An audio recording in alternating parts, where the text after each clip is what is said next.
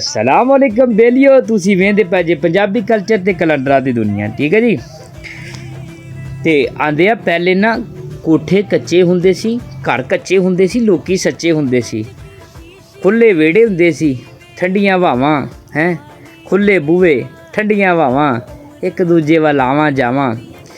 ठीक है, वो तो बड़ियां गल्लां हुंदियां सी। हुण तां नुकता चीनी जिंदे को कुचार छिल्लड़ ने उन्हें बोए वो दूसरे गरीब बंदे नूं हकीर समझदा है।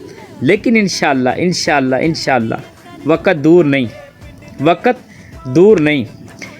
अगर मेरे मौला ने चाहा ना, अगर मेरे सोने रब ने चाहा, कुछ करके कुछ बन के विखावांगे। और जेड़े बंदे ने ये ताना दिता सी उन्होंने इनका मुल भी पा के विखावांगे। लेकिन टेंशन नहीं लैनी तुसी, इंशाअल्लाह अल्लाह पाक दे घर दे विच ना, अल्लाह दे घर दे विच देर जरूर है, अंधेर नहीं। ठीक है, चलो तुहानूं दसने अज दी जनतरी 16 विसाख दी 2082 विक्रमी, पहली चंद दी इस्लामी महीना जुलकद। ठीक है जी, 1446 हिजरी, 29 अप्रैल ईस्वी 2025 ते दिहाड़ अज